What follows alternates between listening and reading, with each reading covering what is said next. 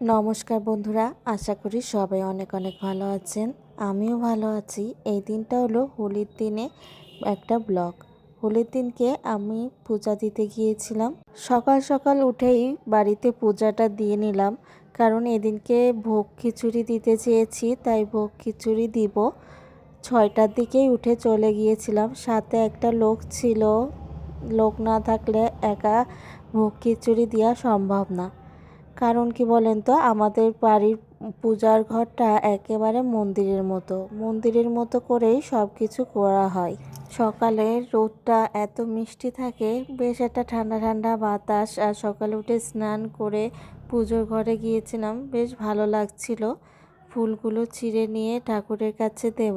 বোনেরও আসার কথা ছিল, 2 বোনে একসাথে পূজা দেব, কিন্তু ছেলেটার জ্বর চলে আসছে বলে বোন আসতে পারেনি, কিন্তু পূজার সময় ছিল।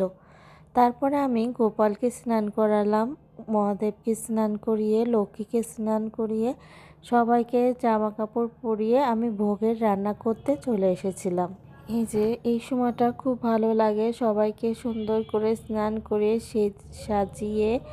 আর এই যে আমাদের বাড়ির গোপালটা দেখেন, এই দিনকে গোপাল আর লক্ষ্মীকে কমলা কালারের ড্রেস পরিয়েছিলাম। দেখেন গোপালকে কত সুন্দর লাগছে, আপনাদের সাথে শেয়ার করলাম। তারপরে আমি রান্না করতে চলে আসলাম। প্রথমেই আমি পায়েস রান্না করেছিলাম, খেজুরের গুড়ের পায়েস করেছিলাম। এই যে পায়েস প্রায় শেষের পথে। তারপরে আমি খিচুড়ি রান্না করেছি আর বেগুন ভাজা করেছিলাম। তখন তো ননদরাও ছিল, ননদরা আসার কথা, আমাকে সাহায্য করবে বলছে, বৌদি তোমাদের সাহায্য করব। ছোট বৌদি তো আর যেতে পারছে না, আমি সাহায্য করব। প্রীতি এসেছিল, জয়া আবার মেয়ের কাছে ছিল। প্রীতি আসতে আসতে আমার রান্না হয়ে গিয়েছে। আমি বলছি তোমরা পুজো সময় এসো, এত কষ্ট করা লাগবে না, আমি তো রান্না করছি, আমি সব করছি, আর সাথে তো লোক আছে। তাও বলছে, না বৌদি আমি তোমাদের সাথে থাকবো। তারপরে আর কি ওই নিজেই ফলগুলো কেটে দিয়েছে। ফলগুলো এত সুন্দর করে কাটছিল, আমি অবাক চোখে দেখছিলাম। এত ভালো লাগছিল, এতটুকু মানুষ কত সুন্দর করে গুছানোভাবে ফলগুলো কাটছে। আর এই যে এদিকে আমার বেগুনগুলো ভাজছিলাম, বেগুনগুলো ভাজা হয়ে গেলে খিচুড়িটা উঠিয়ে দেব। একসাথেই একটা বড় হাঁড়িতে খিচুড়ি উঠিয়ে দিয়েছিলাম।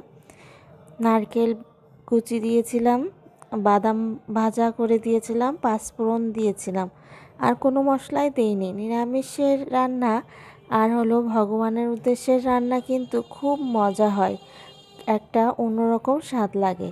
এই যে আলু, ফুলকপি, কুমড়ো দিয়েছিলাম। রান্না হয়ে গেলে আমি সব কিছু সুন্দর করে সাজিয়ে নেব ভোগের খিচুড়িতে, ভোগের প্লেটে দেব।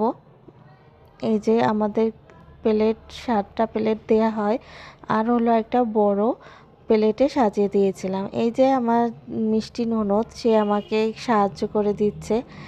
আমি বলছি তোমার কষ্ট হয়ে গেলে উঠে যাও। ও বলছে, না বৌদি আমি পারছি, আমি তো করি, এই ফলগুলো কাটি তো বাড়িতে। আর এই যে কাটছে, ভারী মিষ্টি লাগছিল এই সময়টা। আমরা সবাই, মানে সেই সময় বেশি বাজে না, 8টা কি 8:30। আর এই যে ভিডিওগুলো কিন্তু আমার ননদই করে দিচ্ছিল, বলছিল বৌদি তোমাকে করে দিই। পরবর্তী ব্লগে দেখতে পারবেন আমি পূজা করেছি সেই ব্লগটা।